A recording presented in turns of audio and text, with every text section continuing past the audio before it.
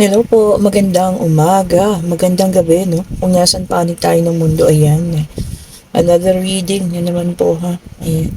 Medyo ganado tayo sa pag-reading ngayon, ha? Ewan ko ba, ayan, kung bakit super ganado tayo. Ito, another reading na naman, ano? Kanina kayang energy itong makuha natin ngayon, ha? Okay. Well, spirit guide, ibigay mo po sa amin mga sagutan, ha? Sa kanilang mga saloobin, sa kanilang mga katanungan, ano. Ayan po, ha. Spirit guide, ano po ang inyong ibibigay sa amin na reading para naman sa hapong ito. Ayan, or papagabi na, ano. Ayan, po ano naman po ito, ha. Eto na. Oh, reconciliation. Learn to reconcile with yourself. Oh, reconciliation po, hindi naman para sa ibang tao, kundi para sa sarili, no? Patawarin naman daw po ang sarili, ha. Maaari may mga nagawang pagkakamali ng mga nakararaang panahon, ano. Ayan, nakipag-reconcile na raw po sa sarili, ha, at patawarin at palagahan ng sarili po, ano. Ayan, ha. Kung sino man ang nakagawa ng mga pagkakamali ng mga nakararaang panahon, ayun na po. Patawarin niyo na lang po mismo ang inyong mga sarili, ha? And 1111, oh. Sabi niya, it is an important number for twin flames, symbolizing harmony and balance in soulmates. Oh, and 1111 din po, ibig sabihin yan is prosperity, ano? Hindi lang siya basta twin flame. Kung madalas kayo makakita po ng 1111 card, ha. Yan po ang ibig sabihin. And then accept. 1111 card number po pala. Be prepared to accept what faces in store for you. Oh, meron po pala. Meron namang naka-in-store sa inyo, ha. Ayan. Kung ano man yan, ayan, hayaan niyo raw po na ito mag-unfold naturally. Ayan, kasi meron nang nakalaan at nakalaan po, ha. Kung maaaring pag-ayos ng financial, ayan, maaaring panibagong pag-ibig, ano. So, depende na po, ano, kung ano ibinibigay sa inyo ng pagkakataon at ng panahon po, ha. Ayan. Ayan po, salamat uli po, ha, sa mga nagpa-reading. Ayan, kaninang umaga. Ngayon, meron na naman, ano. Napakalaking tulong po, ano, sa akin, sa aking mga inaalagaan. Ayan, alam niyo na yan. And past life, we reunite with our loved ones over and over in different lives. So, same thing pala, no? Nare-reunite din tayo sa ating mga mahal sa buhay, sa mga nakaraan natin, ano? So, sila at sila pa rin daw ang ating mga nakakasama sa ating buhay, ano? Oh, di ba? Ang ganda rin, ha? Okay po. Ayan, tignan na natin ang ating white tarot card. Ayan, ibigay mo po sa amin ang sitwasyon, ano. Okay, so dalawa ito. Yung nasa unahan. Uy, decision making. Ayan, Two of Swords. And the Tower. Ayan, mga gumuhong pangarap, pagsasamahan, ano. Maaaring pag-ibig din, ano.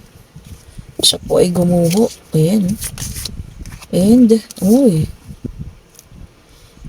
meron tayo rito Nine of Wands. Ayan, sugatan na, nakabenda pa. Oh. And the Sun. Positive lang daw po. And meron tayong Two of Cups. Ayan, ha. I-check pa nga natin, ano. I-check pa po natin. I-check pa natin ang mga pangyayari at bagay-bagay na ito. And meron tayong the Strength. Ayan.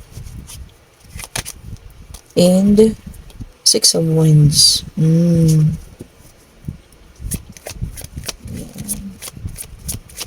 Tignan pa po natin, ha. And the Star. Ganda rin ang ating card, oh. Kaya lang meron pong ano dito, ha. Parang ano, napagdaanan o napagtapusan na. Maari pong ang ating reading ngayon, ano, ay nagmahal ulit. Ayan. nagmahal ulit ng isang tao. Ayan. Nasaktan sa una, no? Ayan.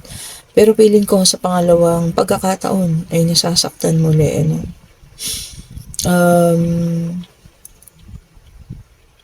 Kasi tignan nyo, sa pangalawang pagkakataon, gumuho ulit ang mga pangarapan. Ayan. So, nagmahal ulit, nasaktan ulit. Ayun. Sa pagkakataon din na ito, ayan, hiningi niya kasi ito hinihiling niya sana nung maayos pa. Kaya lang, feeling ko talaga namang ayaw na. And may nakapag-desisyon na rin sa kanilang dalawa. Ayan, ayan. Sa una niyang relasyon, nagkaroon ng failure. Sa pangalawa, ganun ulit. Ayan. So, pangalawang pagkakataon ay nagkasira ulit, nasira. Maaring sa ibang tao naman yung sa pangalawa, natapos ang una, nasaktan, ayan, bumangon, ayan. Sa pangalawang pagkakataon, nagtiwala, pero eto na naman po muli, nasaktan na naman po muli, ayan. Ang bigat, diba? Kasi eto na naman, painful reality na naman ang kanyang nararanasan. Okay po. Pero wag ka pong mag-alala kung sino ka naman na nasasaktan ka ulit ngayon, Sa ibang aspeto naman po ng iyong buhay, ayan, magiging victorious ka naman and successful po. Ayan. And lahat po ng mga bagay naman na iyong gagawin, lahat ng tao na makakasalamuha mo rin, ay maaaring magiging maayos naman ang iyong pakikitungo po, ayan. Kung saan ka man makarating, saan ka man dalhin, And may mga bagay ka pang hinihiling po.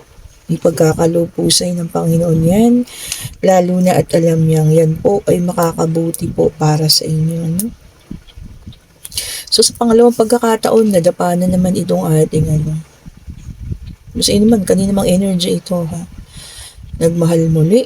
At ito ngayon, nasasaktan at nadapa na naman pong muli. Ayan. Wala naman siyang kasalanan, kasi nagmahal ka lang, Nagmahal ka lang ng sobra-sobra na naman. Ayan. Sa susunod po, ayan, Diyos ko, naiiyak na naman ako. Sa susunod po, magtira na ng pagmamahal para po sa sarili naman, Kung meron pang pangatlong pagkakataon or pang-apat, na matututo tayo magmahal ulit or mabubuksan yung sarili natin ulit, para sa ibang tao. Pero sana sa pagkakataong ito, tirahan po yung sarili, Magtira po para sa sarili, Naiiyak na naman ako. Sobrang lakas ng energy. Kasi, kino-question mo ang sarili mo, ngayong pagkakataon na ito, Totoo naman po, nagmahal lang siya, Kung sino man ito, Sa muling pagkakataon, sa pangalawang pagkakataon, nagmahal lang siya. Pero ganun pa rin po yung nangyari, Ano yung, parang naiisip niya na ano yung mali sa ginagawa niya. Bakit po ganun, Ayan. So, ayun po, nakakasakit. Ang sakit, talagang masakit sa pakiramdam. Maaaring hindi lang sa kanya nangyari, maaaring sa iba rin po, Kung sino man yung nakaka-resonate dyan.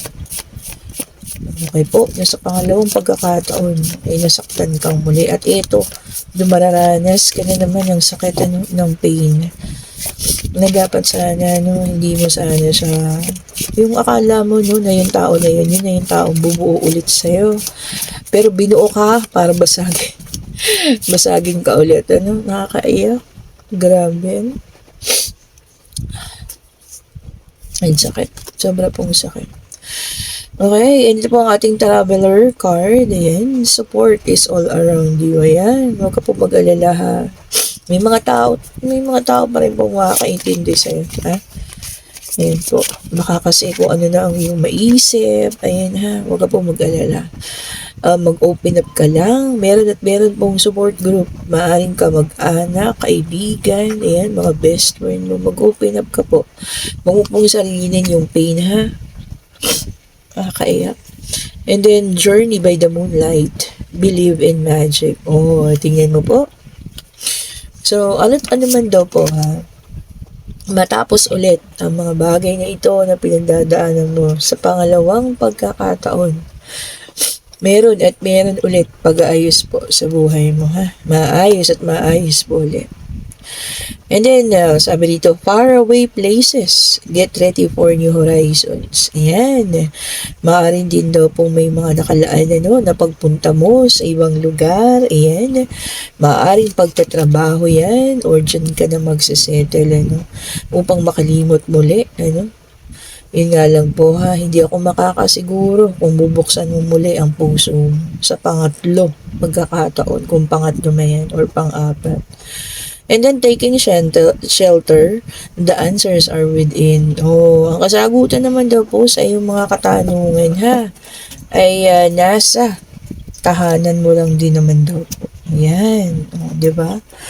So, siguro ngayon mag-focus muna, sa mga, kung may anak ka, ayan, focus muna sa mga anak. Kung wala naman, sa family, or sa sarili, ayan, focus muna po sa sarili. Iwanan na po muna ang mga bagay-bagay na yan, Siguro, ang sinasabi ng ating universe ngayon, sarili muna, ha? Unahin po muna yung sarili. Di po ba, Ayan, at ito naman yung isa nating card. Ayan, ito po ay sa ilan. Sobrang naiyak ako dito kasi yung tao nga akala niya, na bubuo sa kanya. Pero mauulit at mauulit-ulit pala, na siya pa rin magbibigay sa kanya ng sakit. Ulit. Di po ba, Sobrang painful naman.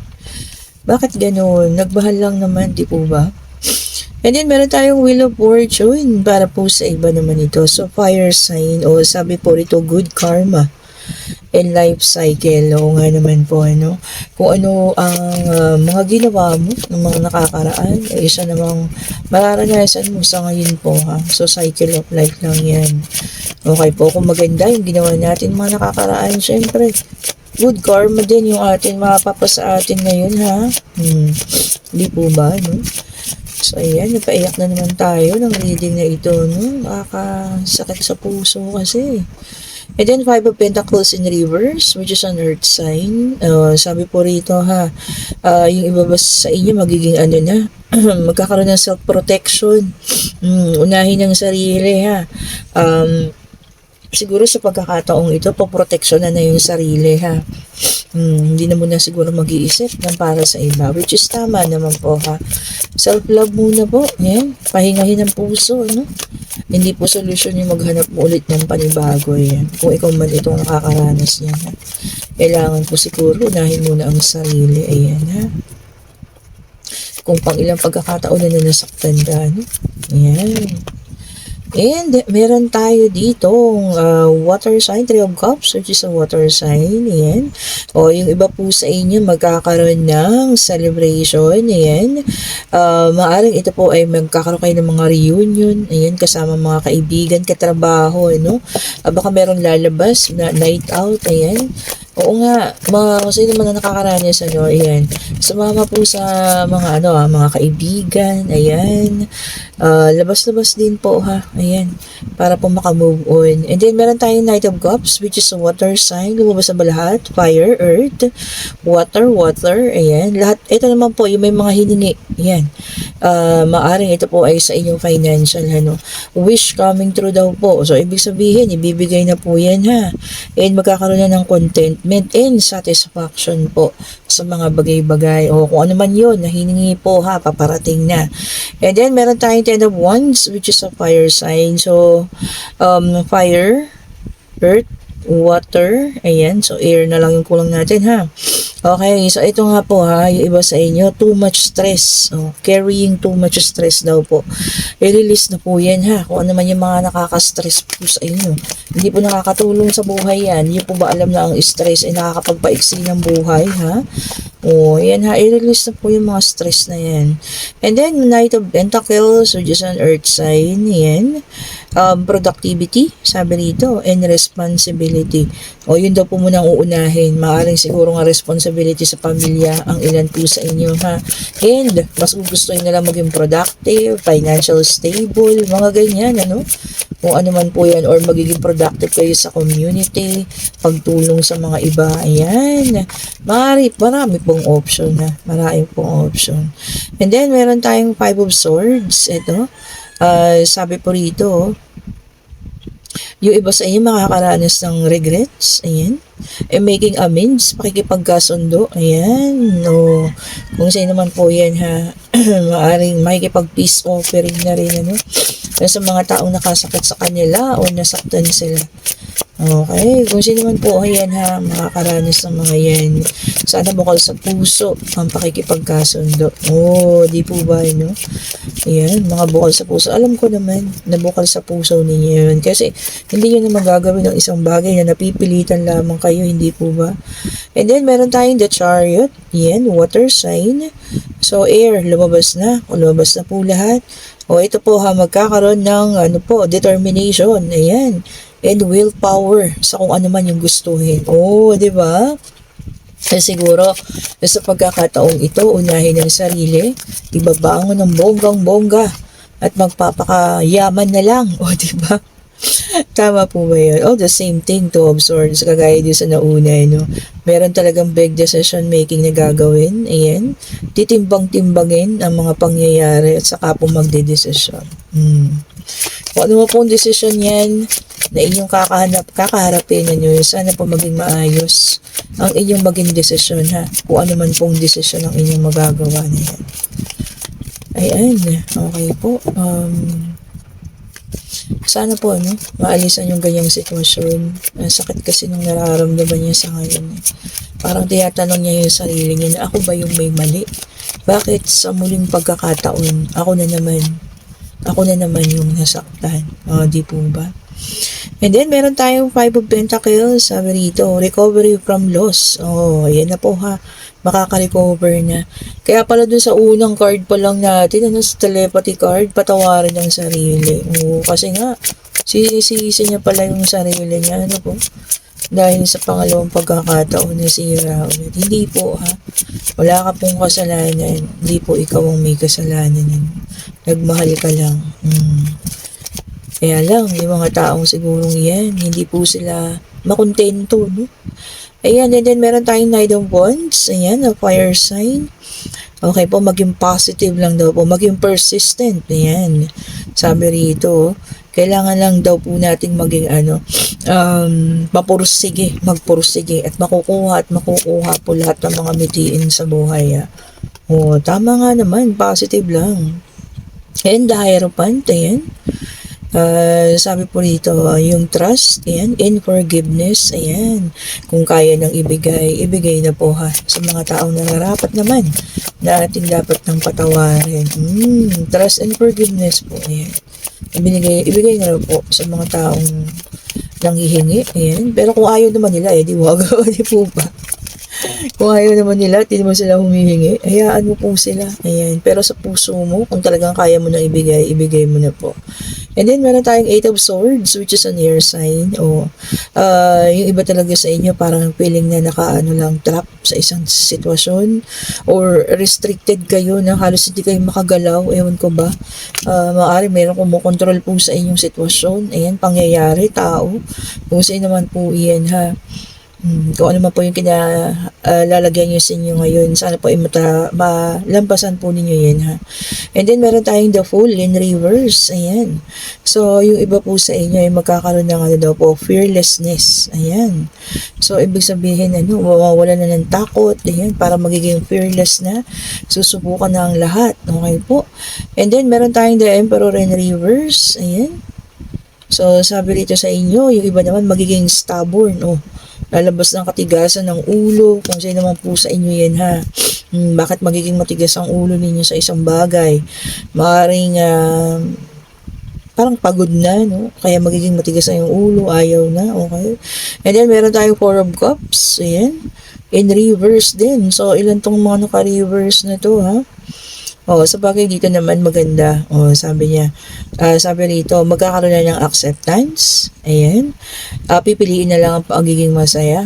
Kung ano man po ang nangyari, ay makakalimutan na, no? Kakalimutan na raw po kung ano man po yung mga pangyayari na yun. Diba? Self-acceptance na lang. Tama naman po, ano. Kasi kung patuloy mong sisisihin ang sarili mo, mahirap po iyon, ha. So, kailangan na lang pong tanggapin at mag-move on na lang. Ayan. So, ito naman, tignan natin, ano, kung ano mga parating sa pag-iibigan. So, ito na, patience.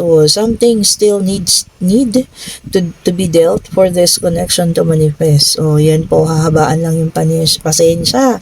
At meron pa raw pong dapat pang mangyari, no? Para ma-manifest ninyo ang ano man tong pag-ibig nito, no? Mararamdaman ninyo ulit. And then, different paths. You are not on the same page with the person you have in mind.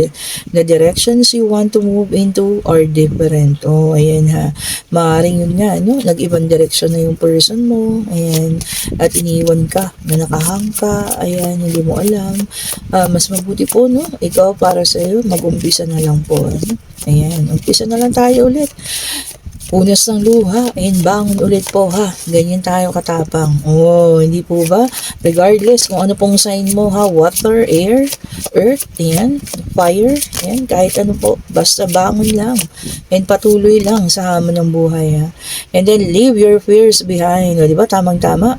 They're stopping this relationship from blossoming. Lahat daw po ng ating takot-takot, ha. Nasa isip lang daw po yan. Iwan daw po yan, ha.